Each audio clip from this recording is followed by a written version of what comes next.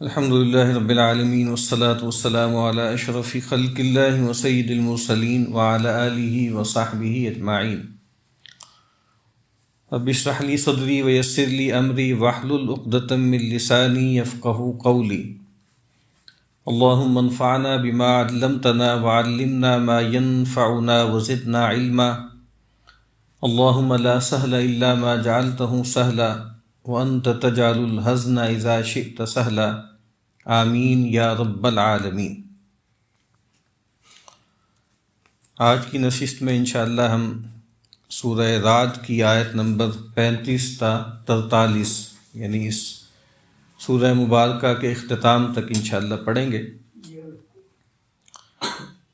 تو پہلے میں ان آیات کا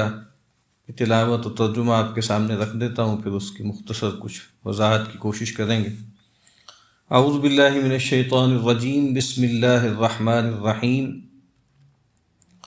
مثل الجنۃ التی وعد المتقون، مثال یا حال اس جنت کا جس کا وعدہ ہے پرہیزگاروں سے. تجری من تحتها الانہار، بہتی ہیں اس کے نیچے نہریں. اکلھا دائم وظلھا، اس کا میوہ بھی ہمیشہ ہے اور اس کا سایہ بھی ہمیشہ ہے. تلک عقبی الذین اتقوا، یہ بدلہ ہے ان کا جو ڈرتے رہے. وعقبی الکافرین النار، اور بدلہ منکروں کا آگ ہے یعنی جہنم ہے. والذین آتیناہم الکتاب یفرحون بما انزل الیک، اور وہ لوگ کہ جن کو ہم نے کتاب دی ہے وہ خوش ہوتے ہیں اس سے جو نازل ہوا آپ پر. وَمِنَ الْأَحْزَابِ مَن يُنْكِرُ بَعْضَهُ،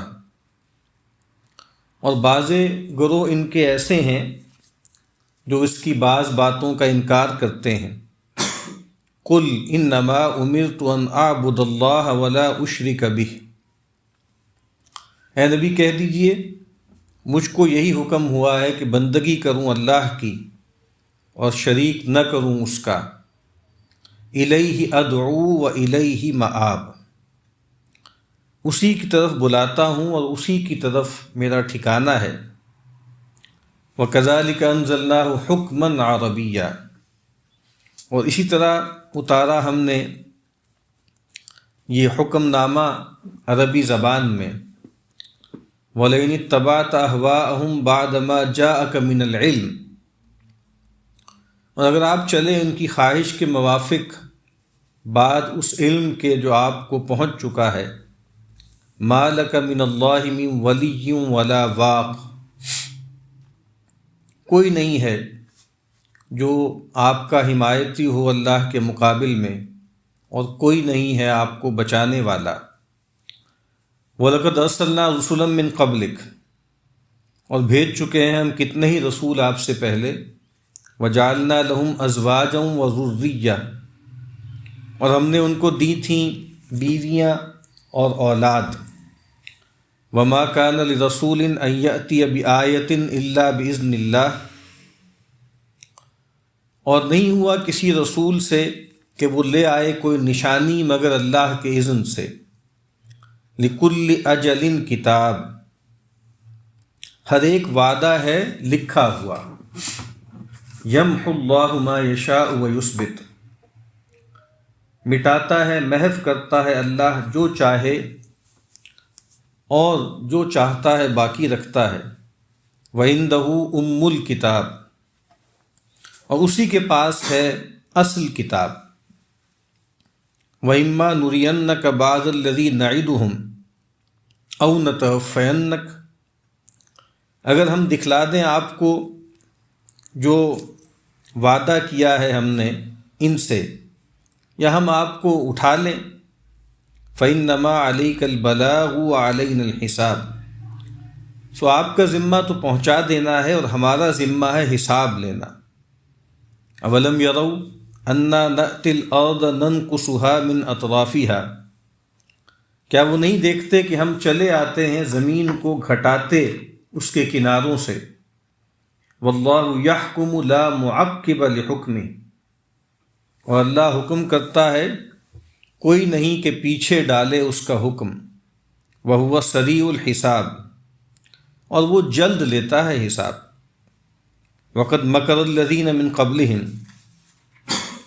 اور فریب کر چکے ہیں جو ان سے پہلے تھے، فَلِلَّهِ الْمَكْرُ جَمِيعًا، سو اللہ کے ہاتھ میں ہے سب تدبیر، سب مکر۔ يَعْلَمُ مَا تَكْسِبُ كُلُّ نَفْسٍ،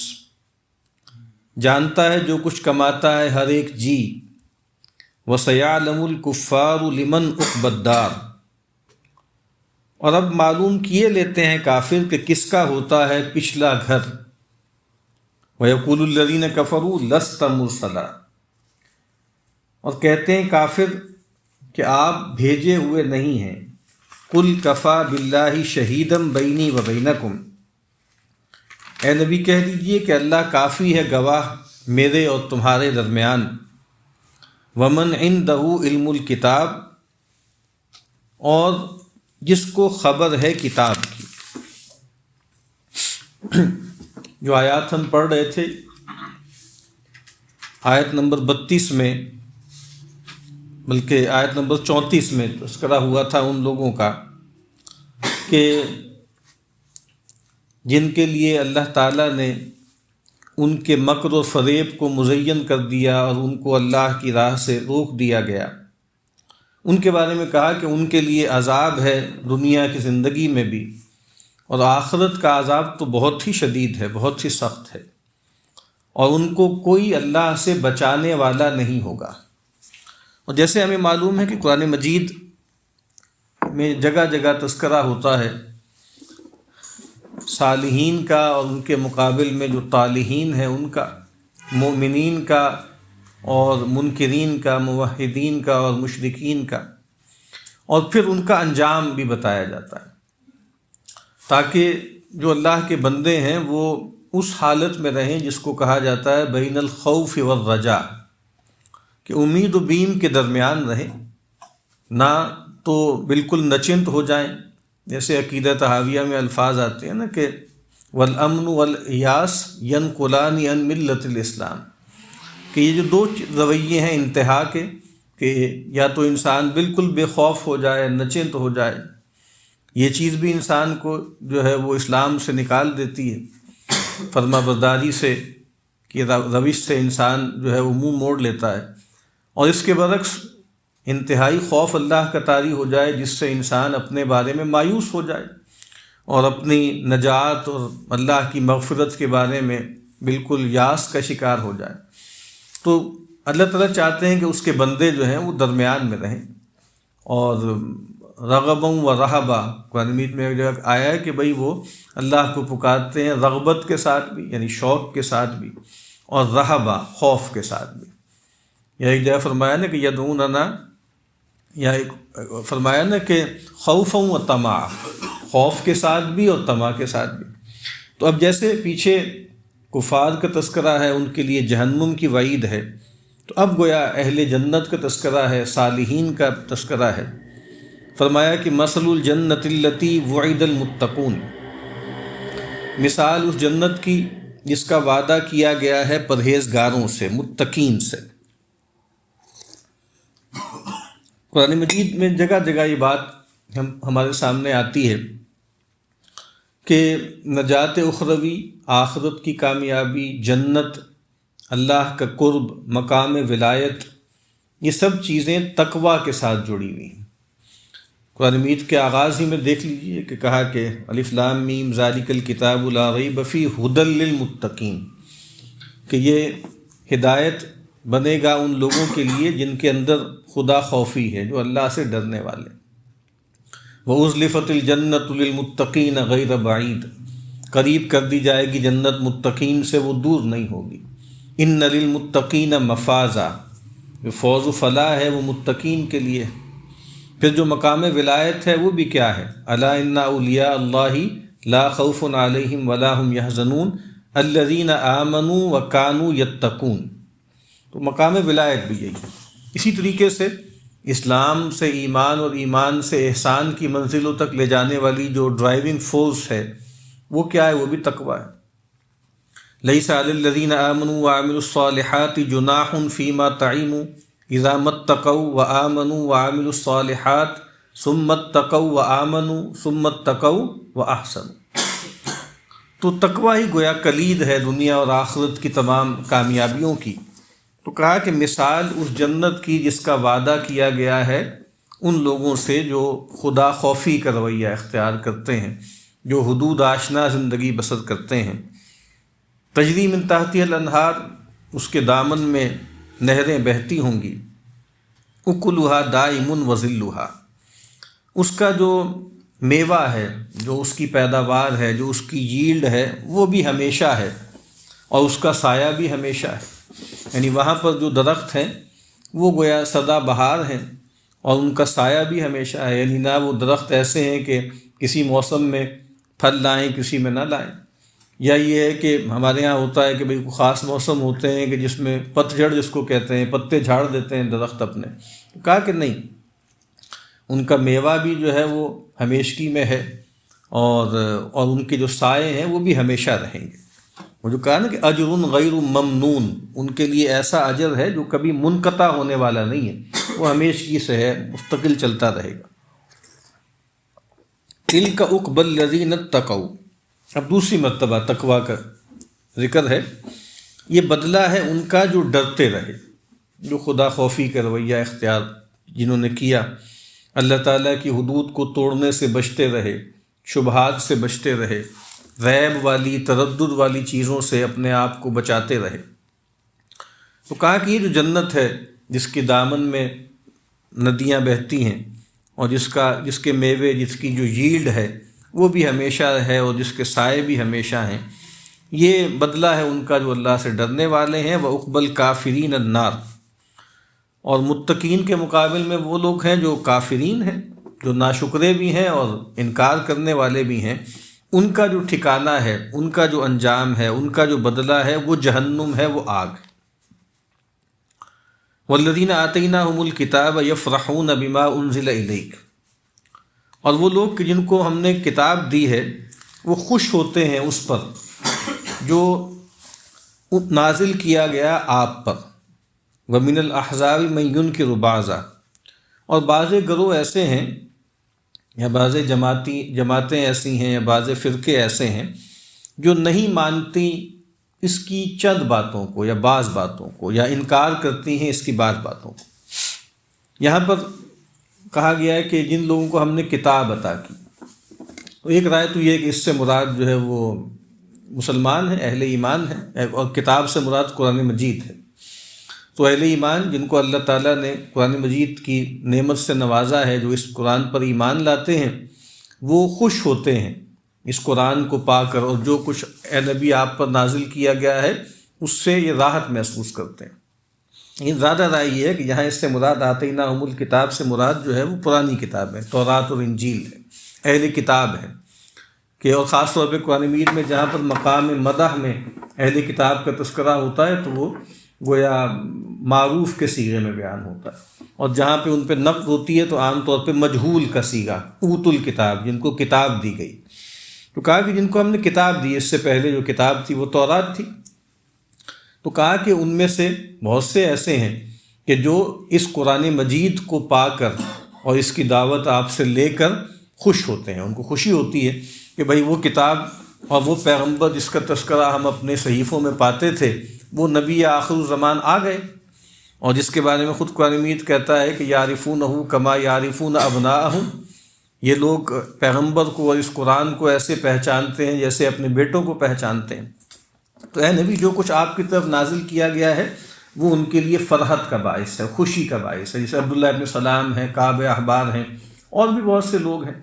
یعنی کہا جاتا ہے کہ پیغمبر کے زمانے میں وہ لگ بھگ 80 کے قریب ایسے لوگ تھے، جن میں سے 40 جو تھے وہ نجران کے تھے، اور پھر 8 جو ہیں یمن کے، اور 32 افراد جو ہیں وہ حبشہ کے اہل کتاب میں سے، خاص طور پہ نصارہ میں سے جو ہے ایمان لائے۔ تو کہا کہ وہ خوش ہوتے ہیں اس قرآن کو پا کر، لیکن ان میں سے بعض گروہ ایسے ہیں جو اس قرآن کی بعض باتوں سے نکارت محسوس کرتے ہیں، اس کا انکار کرتے ہیں اور نہیں مانتے اس کی بعض باتوں کو۔ اب اس سے مراد جو ہے وہ اہل کتاب بھی ہیں، اور اس سے مراد جو ہے وہ مشرکین بھی ہیں۔ اہل کتاب بھی بہت سی ایسی باتوں کو جو اس قرآن مجید میں ان کی پچھلی جو تورات اور انجیل سے مطابقت رکھتی ہیں اس کو انڈورس کرتے ہیں، لیکن جہاں پر قرآن مجید جو ہے وہ ان کی تاریخ بیان کرتا ہے، ان کی سرکشی کی تاریخ خاص طور پہ بیان کرتا ہے، کیونکہ خاص طور پہ آپ کو معلوم ہے کہ جو یہود ہیں وہ ان کا سیلف امیج اپنے بارے میں بہت بڑا تھا نا، اور وہ یہ خیال کرتے تھے کہ نحن ابناء اللہ واحباء، ہم تو چوزن کلین ہیں، chosen people of the lord ہیں، اور ہم تو چہیتے لوگ ہیں۔ تو اب جب قرآن مجید ان پہ جو ہے فرض قرارداد جرم جو ہے وہ عائد کرتا ہے اور بتاتا ہے کہ تاریخ میں انہوں نے کیا کچھ کیا اور کتنے ہی انبیاء کی تکذیب کی اور کتنے ہی انبیاء کو قتل کر دیا، تو یہ چیزیں ظاہری بات ہے ان کی پندار پہ جو ہے ضرب لگاتی ہیں۔ پھر ان کے جو احبار و رہبان پہ قرآن مجید نقد کرتا ہے تو اس سے ان کے دل جو ہے وہ گویا گھٹتے ہیں، اور بھی بہت سی چیزیں ہیں۔ اسی طریقے سے جو مشرکین ہیں قرآن مجید کی بہت سی باتوں کو انڈورس کرتے تھے، لیکن جہاں شرک کی مذمت کی جاتی تھی اور جہاں ان کی جو مشرکانہ بدعات انہوں نے خود سے ایجاد کر لی تھی، مختلف جانوروں کے حوالے سے، مختلف کھیتیوں کے حوالے سے ان کے مشرکانہ جو اوہام تھے، تو قرآن مجید جب ان پہ نقد کرتا تھا تو گویا ان کے اندر نکارت پیدا ہوتی تھی، وہ انکار کرتے تھے۔ تو اور اسی لیے وہ یہ بھی کہا کرتے تھے، یعنی ان کا یہ مطالبہ بھی تھا کہ ایتی بقرآن غیر ھذا او بدلہ، یا تو کوئی اور قرآن لے آئیں یا اس میں کچھ تبدیلی کر دیں، تھوڑا سا اس کو جو ہے وہ ایسا معاملہ کر لیں کہ ہماری جو اعتقادات ہیں ان کے ساتھ بھی کوئی ریکنسیلیشن ہو جائے، کچھ آپ ہماری مان لیں کچھ ہم آپ کی مان لیں۔ قرآن مجید کہتا ہے کہ ودوا لو تدہن فیدہنون، یہ تو چاہتے ہیں کہ آپ ذرا کوئی ڈھیلے پڑیں، کوئی نرم ہوں، کوئی مائل ہوں، تو یہ تو تیار ہیں کمپرومائز کرنے کے لیے۔ اب ایسی صورتحال میں کہا گیا قل، اے نبی آپ یہ کہہ دیجئے، انما امرت ان اعبد اللہ ولا اشرک بہ، مجھے تو یہ حکم دیا گیا ہے کہ میں اللہ ہی کی بندگی کروں، اس کے ساتھ کسی کو شریک نہ ٹھہراؤں، یعنی مجھ سے کسی کمپرومائز کی توقع نہ رکھنا۔ قل ما یکون لی ان ابدلہ من تلقاء نفسی ان اتبع الا ما یوحی الی، کہ اے نبی ان سے کہہ دیجئے کہ میرے لیے، میرے بس میں نہیں ہے، میرے اختیار میں نہیں ہے، میں یہ کر ہی نہیں سکتا کہ اپنے جی سے اس میں کوئی تبدیلی پیدا کر دوں، میں تو خود اس کا مکلف ہوں کہ میں پیروی کروں اس وحی کی جو میری طرف کی گئی۔ تو کہا کہ، اور ایک جو سورہ زمر میں کہا گیا نا کہ قل افغیر اللہ تأمرونی اعبد ایھا الجاہلون، کہ اے نبی ان سے کہہ دیجئے کیا تم مجھے اس کی تلقین کرتے ہو کہ میں اللہ کے سوا جو ہے کسی اور کی بندگی کروں، اللہ کی بندگی چھوڑ دوں، اے جاہلو، کیا مجھ سے توقع رکھتے ہو؟ تو کہا کہ اے نبی آپ بس یہی دعوت دیتے رہیے، اور آپ تو یہی کہیے کہ مجھے حکم دیا گیا ہے کہ میں اللہ ہی کی بندگی کروں اور اس کے ساتھ کسی کو شریک نہ ٹھہراؤں، الیہ ادعو و الیہ مآب، اسی کی طرف میں دعوت دیتا ہوں، اسی کی طرف میں بلاتا ہوں، و الیہ مآب، اور اسی کی طرف ہی میرا ٹھکانہ ہے، یعنی میں دعوت بھی اسی کی طرف دیتا ہوں۔ قل ھذہ سبیلی ادعو الی اللہ، اے نبی کہہ دیجیے کہ یہ میری راہ ہے، یہ میرا رستہ ہے، میں اللہ کی طرف دعوت دیتا ہوں، اور اللہ ہی کی طرف مجھے لوٹ کر جانا ہے۔ اگر میں تمہاری فرمائشوں پر جو ہے اس قرآن مجید کے معاملے میں کوئی مداہنت کر دوں یا توحید کے معاملے میں کوئی کمپرومائز کر لوں تو مجھے اللہ سے کون بچائے گا؟ اللہ کے ہاں کون جو ہے مجھے بچا لے جائے گا؟ وَكَذَلِكَ أَنزَلْنَاهُ حُكْمًا عَرَبِيًّا، اور اسی طریقے سے ہم نے یہ قرآن اتارا ہے عربی قرآن، اور اس کو ایک حکم کے طور پہ اور حکم نامے کے طور پہ اتارا ہے، یعنی یہ قرآن مجید جو ہے یہ کوئی پیغمبر جس قرآن کو پیش کر رہے ہیں یہ کوئی سائل کی درخواست نہیں ہے۔ ایک تو یہ ہے کہ ہم نے اس کو عربی زبان میں نازل کیا ہے، قرآن عربی غیر ذی عوج، ایک قرآن عربی ہے، اس میں کوئی ٹیڑھ نہیں ہے، اس کے اندر کوئی کجی نہیں ہے، اور قرآن مجید کے اولین مخاطبین چونکہ عرب تھے تو اللہ تعالیٰ نے پھر اس قرآن کو جو ہے وہ عربی کا قالب پہنایا، اور حکماً عربیہ، یہ حکم ہے، یہ فیصلہ کن بات ہے، یہ حکم نامہ ہے، یہ کوئی تجویز نہیں ہے، یہ کوئی درخواست نہیں ہے۔ اللہ کے نبی صلی اللہ علیہ وسلم نے فرمایا نا کہ هو الفصل لیس بالہزل، یہ قرآن مجید فیصلہ کن کلام ہے اور یہ نتائج پیدا کرے گا، دنیا میں بھی جو ہے وہ اللہ تعالیٰ کی عدالت لگے گی اور آخرت میں بھی جو ہے اس کے نتائج نکلیں گے، اور اللہ کے نبی نے فرمایا نا کہ القرآن حجۃ لک او علیک۔ اب اس جو ہے وہ افراد کی بھی اور قوموں کی بھی جو آپ سمجھ لیں کہ تقدیر ہے اس کتاب سے متعلق کر دی گئی۔ یہ قرآن کچھ لوگوں کے حق میں حجت بنے گا، ان کے لیے شافع مشفع بنے گا، اور بہت سے لوگوں کے خلاف گواہی دے گا اور ان کو جو ہے وہ جہنم میں لے جائے گا۔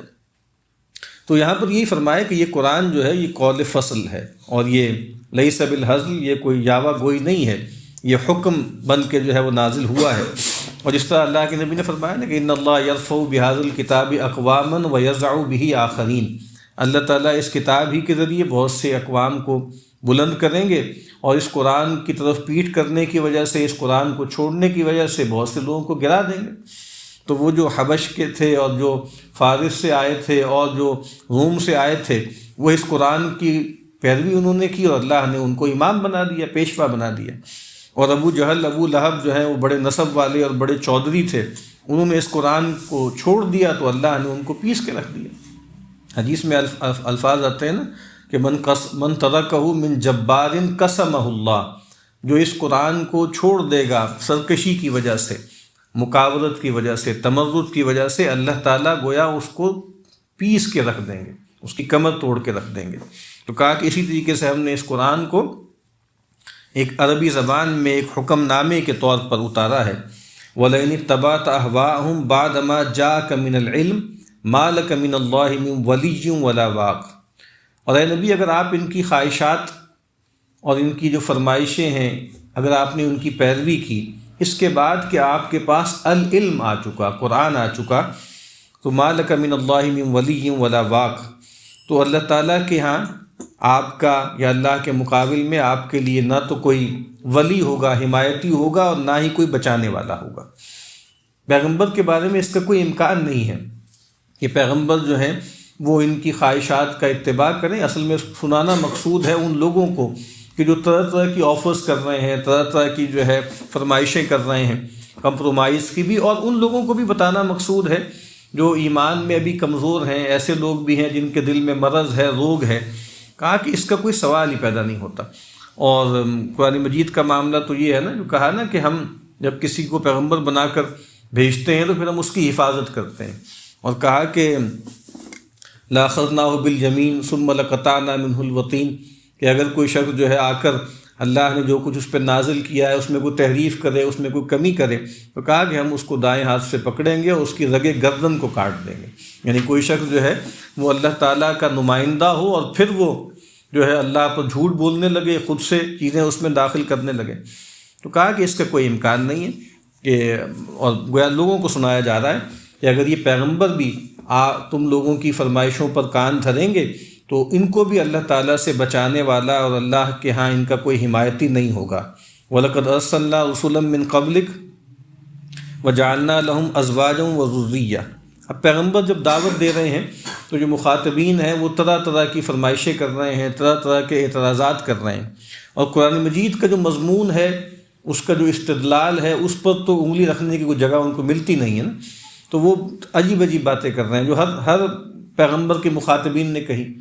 کہ بھئی یہ کیسے رسول ہے، مالی حاضر رسول یاکل الطعام و یمشی فی الاسواق، کیسے یہ پیغمبر ہیں، یہ کھانا بھی کھاتے ہیں، یہ جناب بازاروں میں بھی چلتے پھرتے ہیں، انہوں نے شادی بھی کی ہے، اور یہ جو ہے ان کی تو اولاد بھی ہے، تو ان کے اندر تو ہم کوئی سپر ہیومن کوئی ٹریٹس نہیں دیکھتے، تو یہ تو عام لوگوں کی طرح ہے، اور ما انتم الا بشر مثلنا،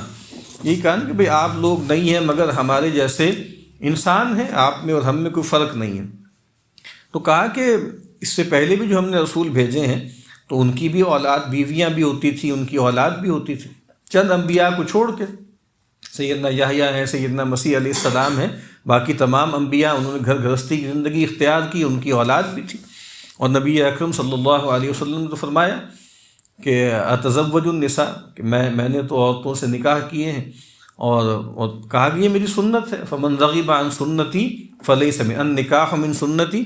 کہ نکاح میری سنت ہے، میرا طریقہ ہے، فمن رغب عن سنتی فلیس منی۔ تو کہا کہ ہم نے آپ سے پہلے بھی کتنے رسولوں کو بھیجا، اور ان کی ہاں ان کی جورویں بھی تھیں اور ان کی اولاد بھی تھی۔ وما کان لرسول ان یاتی بآیۃ الا باذن اللہ، اب ایک اور ان کا جو مسئلہ تھا، بار بار جو وہ کہتے تھے کہ کوئی حصی معجزہ کیوں نہیں دکھایا جاتا، کوئی آیت کیوں نہیں دکھائی جاتی، جیسے سیدنا موسیٰ علیہ السلام کو، سیدنا مسیح علیہ السلام کو، سیدنا صالح کے لیے جو ہے وہ پہاڑ پھٹ گیا، اس میں سے اونٹنی نکل آئی، تو اس طرح کی کوئی بڑی نشانی کیوں نہیں دکھائی جاتی؟ اب اس کا جواب دیا جا رہا ہے کہ کسی رسول کے لیے یہ ممکن نہیں ہے کہ وہ کوئی خود سے کوئی نشانی لے آئے مگر اللہ کے اذن سے۔ پچھلے انبیاء نے بھی جو نشانیاں دکھائی تھیں وہ اللہ کے حکم سے، اللہ کے اذن سے تھیں، یعنی پیغمبر کا معاملہ نہیں ہوتا کہ ایٹ ول جب چاہے کوئی جو ہے خرق عادت کر لے، جیسے جو اللہ کے ولی ہوتے ہیں ان کے ہاں بھی یہ نہیں ہوتا کہ ایٹ ول وہ کرامت کا اظہار کر دیں، کرامت کا ظہور ہوتا ہے ان سے۔ اور اولیاء کے معاملے میں تو یہ ہے کہ ان کے لیے بھی وہ ایک حادثے کی طرح ہوتی ہے، ایسا نہیں ہوتا کہ وہ پہلے سے جیسے جانتے ہوں گے کہ میں یہ کروں گا تو یہ ہو جائے گا۔ تو کہا کہ اس سے پہلے بھی جو بھی رسول آئے ہیں انہوں نے جو اللہ کی طرف سے نشانیاں ظاہر کی ہیں وہ اللہ کے اذن سے آئی ہیں۔ لکل اجل کتاب، ہر ایک وعدہ ہے لکھا ہوا، ہر ایک اجل کی جو ہے ایک مقرر میعاد ہے۔ جب اللہ چاہے گا، جب اللہ تعالیٰ جو ہے اس کی حکمت میں ہوگا تو اللہ تعالیٰ وہ نشانی ظاہر کر دے گا۔ ایسا نہیں ہوگا کہ تم لوگوں کے دباؤ سے یا تمہاری فرمائش سے ایسا معاملہ ہو۔ تو اتی امر اللہ فلا تستعجلوہ، اللہ کا معاملہ آ کر رہے گا، اس کے بارے میں جلدی مت مچاؤ۔ یمحو اللہ ما یشاء ویثبت وعندہ ام الکتاب، اللہ تعالیٰ منسوخ کر دیتا ہے، مٹا دیتا ہے جو جس کو چاہتا ہے، وہ یثبت، اور باقی رکھتا ہے جس کو چاہتا ہے، وعندہ ام الکتاب، اور اسی کے پاس ہے اصل کتاب۔ اب ایک اور وہ اعتراض اٹھاتے تھے کہ بھئی اگر یہ ایک ہی روایت ہے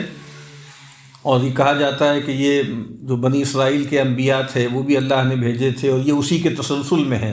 تو پھر کیا وجہ ہے کہ ہم کچھ فرق پاتے ہیں شریعتوں میں؟ کیونکہ تورات میں کچھ چیزیں تھیں، کچھ احکامات تھے جو قرآن مجید نے آ کر منسوخ کر دیے ہیں،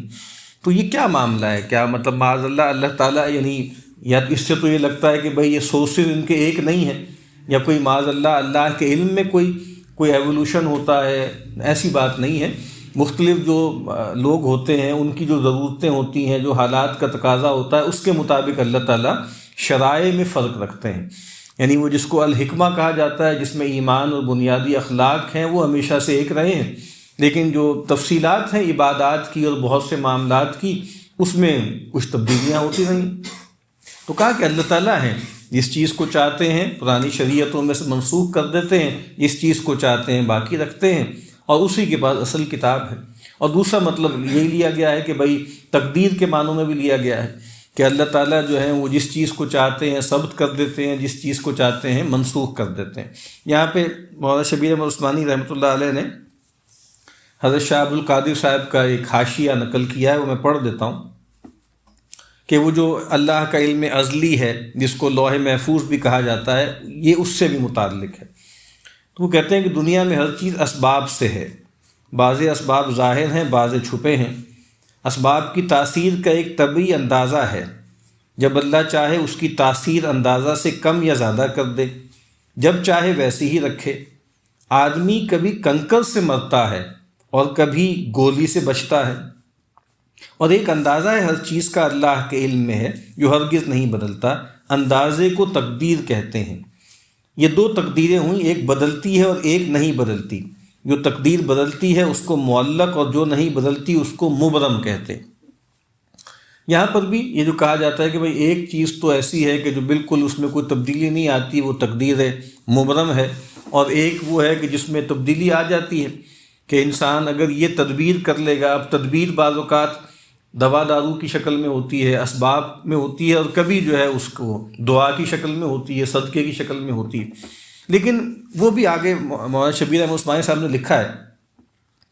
کہ جن احادیث اور آثار سے بعض افاضل کو قضائے مبرم کے بدلنے کا شبہ ہوا ہے، ان کے متعلق یہاں تفصیل کا موقع نہیں۔ یعنی اللہ تعالیٰ کا جو علم قدیم ہے وہ نہیں بدلتا، بندے کے ریفرنس سے چیزیں ہوتی ہیں، کنٹینجنٹ ہوتی ہے کہ بندہ اگر یہ کرے گا تو یہ ہو جائے گا، یہ کرے گا تو یہ ہو جائے گا۔ اللہ تعالیٰ کے علم میں تبدیلی یا تغیر نہیں آتا، اللہ کا علم کامل ہے۔ تو اس حوالے سے بھی ہم کہہ سکتے ہیں کہ اللہ تعالیٰ کی طرف سے گویا ہر چیز مبرم ہے، بندوں کے ریفرنس سے اگر دیکھیں تو بہت سی چیزیں اس میں معلق ہوتی ہیں کہ اگر تم یہ کرو گے تو یہ ہو جائے گا۔ تو بہرحال اس کو دونوں طرح سے لیا گیا ہے، لیکن زیادہ قرینہ اس میں وہ نسخ والا ہی ہے شریعت کے حوالے سے، کہ جس چیز کو چاہتا ہے اللہ منسوخ کر دیتا ہے جس حکم کو، اور جس حکم کو چاہتا ہے اللہ تعالیٰ باقی رکھتا ہے۔ وَإِمَّا نُرِيَنَّكَ بَعْضَ الَّذِي نَعِدُهُمْ أَوْ نَتَوَفَّيَنَّكَ فَإِنَّمَا جی تقدیر مطلب سے کہتے ہیں کنڈیشنل تھی، ہاں جو کنڈیشنل اس کو ہم کہتے ہیں۔ وَإِمَّا نُرِيَنَّكَ بَعْضَ الَّذِي نَعِدُهُمْ أَوْ نَتَوَفَّيَنَّكَ فَإِنَّمَا عَلَيْكَ الْبَلَاغُ وَعَلَيْنَا الْحِسَابُ، کہا کہ اگر ہم آپ کو دکھا دیں بعض وہ چیزیں جس کی ان کو دھمکی دی جا رہی ہے یا جس کا ان سے وعدہ ہم نے کیا ہے، یا ہم آپ کو اٹھا لیں، فَإِنَّمَا عَلَيْكَ الْبَلَاغُ وَعَلَيْنَا الْحِسَابُ، تو اے نبی آپ کے ذمے ہے پہنچا دینا اور حساب لینا ہمارے ذمے۔ یعنی یہ بات کہ مشرکین سے یا جو بھی کفار ہوتے ہیں پیغمبر کے مخاطبین، ان سے دو وعدے ہوتے ہیں یا دو دھمکیاں ہوتی ہیں۔ ایک دھمکی جو ہے جس کا تعلق آخرت سے ہے، اور ایک دھمکی وہ ہے جس کا تعلق دنیا سے ہے، کہ اگر تم رسول کی بات نہیں مانو گے تو تم پر دنیا میں بھی عذاب آئے گا، جو قرآن میں ابھی ہم نے پڑھی تھی، لہم عذاب فی الحیات الدنیا، ان کے لیے دنیا کی زندگی میں بھی عذاب ہے، ولا عذاب الآخرۃ اشق، لیکن آخرت کا عذاب تو کہیں زیادہ شاق ہے، کہیں زیادہ سخت ہے۔ تو یہاں پر بھی یہ فرمایا گیا کہ اگر جو ہم ان کو وعید سنا رہے ہیں عذاب کی، ہو سکتا ہے کہ یہ آپ کی زندگی میں آ جائے، آپ دیکھ لیں اس عذاب کو، یا یہ ہو سکتا ہے کہ اللہ تعالیٰ آپ کو اٹھا لے اور اس کے بعد ان پر عذاب آ جائے۔ تو مطلب یہ ہے کہ اگر یہ نہیں مانیں گے تو عذاب تو آئے گا، ہو سکتا ہے آپ کے سامنے آ جائے، آپ کے حین حیات آ جائے، اور ہو سکتا ہے کہ آپ کو اٹھانے کے بعد وہ عذاب آئے۔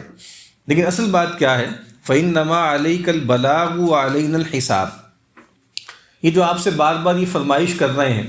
کہ عذاب لے آئیں، پھر یعنی جو آپ نے کرنا ہے کر لیں، اور اگر یہ حق ہے آپ کی طرف سے ہے اللہ، تو ان پر جو ہے ہم پر آپ جو ہے پتھروں کی بارش کر دیں، فَأَمْطِرْ عَلَيْنَا حِجَارَةً مِّنَ السَّمَاءِ أَوْ ائْتِنَا بِعَذَابٍ أَلِيمٍ۔ تو اب پیغمبر صلی اللہ علیہ وسلم کو بار بار کہا جا رہا ہے، اور جو آپ کے ماننے والے ہیں، متبعین ہیں، اس طریقے سے ان کے اندر کبھی کبھی یہ خیال پیدا ہو جاتا تھا کہ بھئی ٹھیک ہے کوئی نشانی دکھائی دی جائے، تو ان کے اندر بھی یہ خیال ہوتا تھا کہ بھئی کیوں نہیں اللہ کی مدد آ رہی۔ یعنی کہا گیا نا کہ بھئی ایسے لوگ تھے کہ جو آئے پیغمبر کے پاس، انہوں نے کہا کہ آپ ہمارے لیے اللہ سے دعا کیوں نہیں کرتے، آپ ہمارے لیے اللہ تعالیٰ سے جو ہے وہ مدد کا جو ہے یا فتح کی درخواست کیوں نہیں کرتے۔ تو اللہ کے نبی نے کہا کہ تم جلدی کر رہے ہو، تو اللہ کا وعدہ آئے گا۔ جو قرآن مجید نے کہا نا کہ ان پر طرح طرح کی آزمائشیں آئیں، وزلزلوا، اور وہ ہلا مارے گئے، حتیٰ یقول الرسول والذین آمنوا معہ متی نصر اللہ، یہاں تک کہ کہا رسول نے اور ان لوگوں نے جو ان کے ساتھ تھے کہ کب ہوگی مدد اللہ کی، یا کب آئے گی اللہ کی مدد۔ تو کہا کہ اے نبی آپ کے ذمے جو ہے وہ پہنچانا ہے اور حساب لینا ہمارے ذمے ہے، تو فذکر انما انت مذکر، اے نبی آپ یاد دہانی کروائیے، آپ تو بس یاد دہانی کرانے والے ہیں، اور لست علیہم بمسیطر، آپ ان پر کوئی داروغہ نہیں ہیں، آپ ان پر کوئی مقرر نہیں ہے کہ آپ کو زبردستی ان کو ہدایت پر لانا ہے۔ تو یہ بہت خوبصورت انداز ہے کہ انما علیک البلاغ وعلینا الحساب، کہ آپ کے ذمے پہنچا دینا ہے، کھول کر اس کی تبیین ہے، اور حساب لینا وہ ہمارے ذمے ہے۔ اولم یروا انا نأتی الارض ننقصها من اطرافها، کیا وہ نہیں دیکھتے کہ ہم چلے آتے ہیں زمین کو گھٹاتے اس کے کناروں سے۔ اب وہ جو بار بار نشانیاں طلب کر رہے تھے نا کہ بھئی کوئی نشانی کیوں نہیں آتی، تو کہا کہ یہ غور نہیں کرتے، یہ دیکھتے نہیں ہیں کہ کس طریقے سے جو ائمۃ الکفر ہیں اور جو قریش مکہ ہیں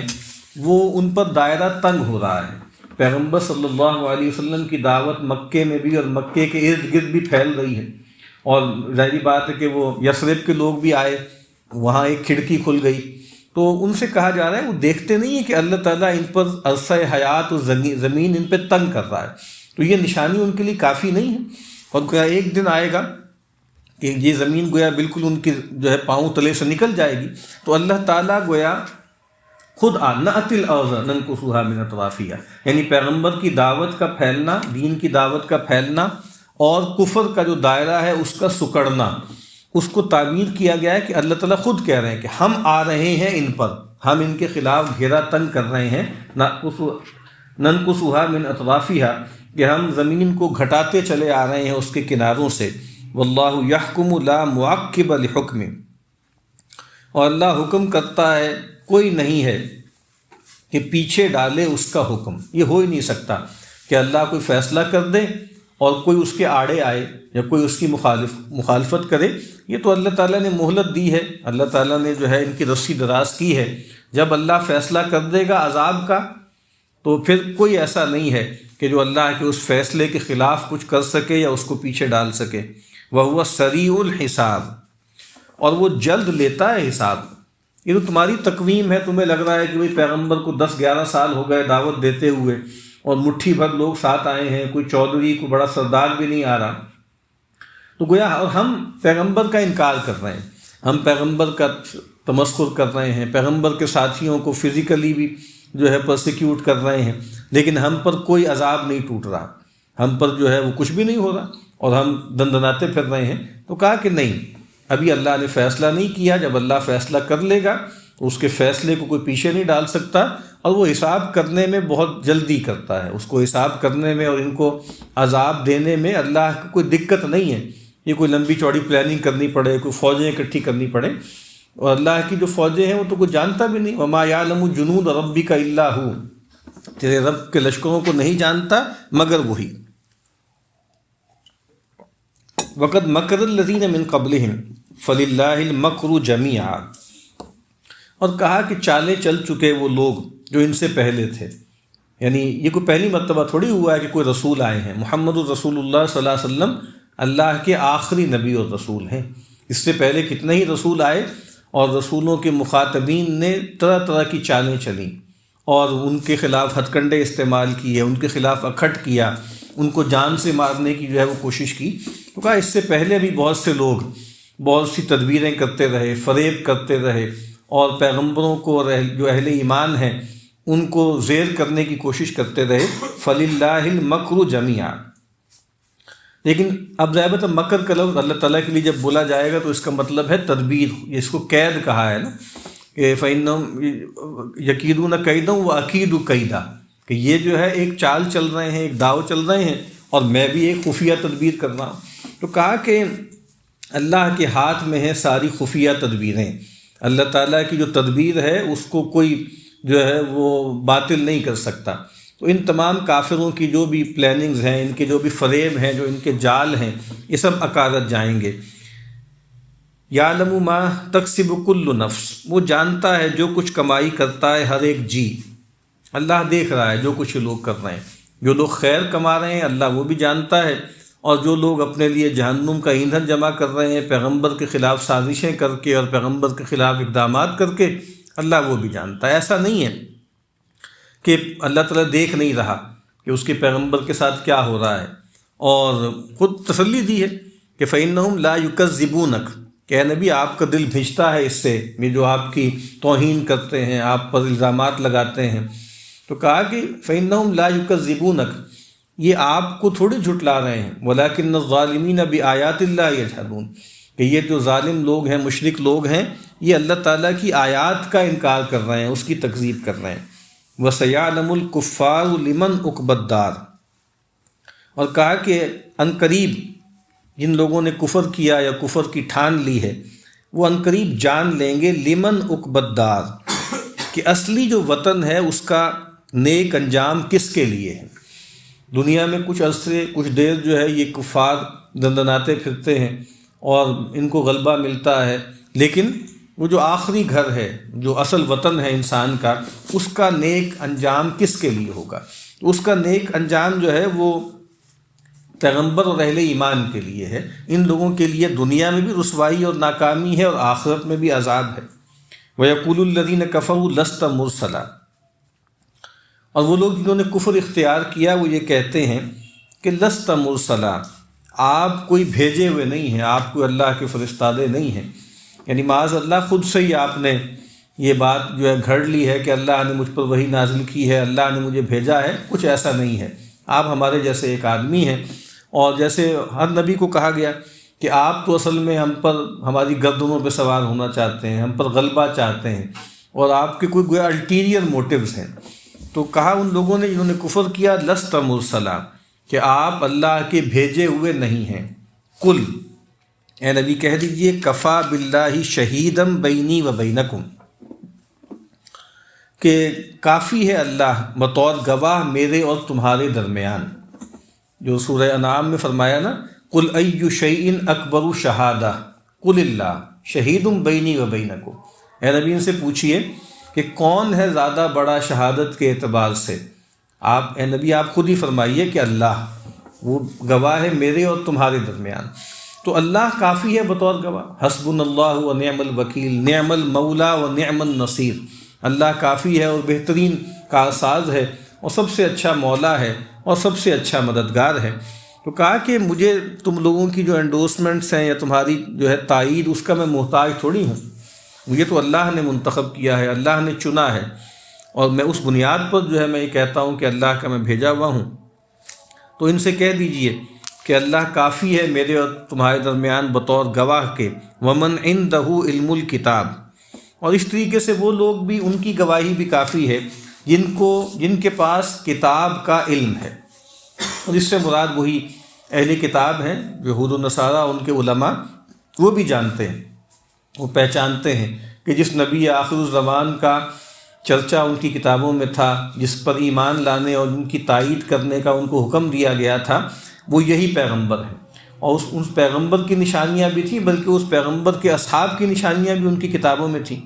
تو کہا کہ وہ لوگ کہ جن کے پاس کتاب کا علم ہے، وہ جانتے ہیں کہ یہ اللہ کے پیغمبر ہیں، چاہے اپنے مفادات کی وجہ سے اور اپنی دنیاوی کچھ فائدوں کی وجہ سے وہ انکار کرنے اور مانے نہ.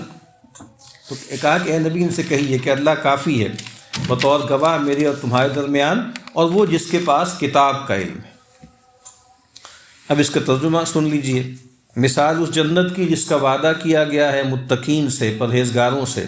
بہتی ہیں اس کے دامن میں ندیاں، اس کا میوہ بھی ہمیشہ ہے، اس کا سایہ بھی. اور یہ بدلہ ہے ان کا جو ڈرتے رہے. اور منکروں کا بدلہ جو ہے وہ تو جہنم کی آگ ہے.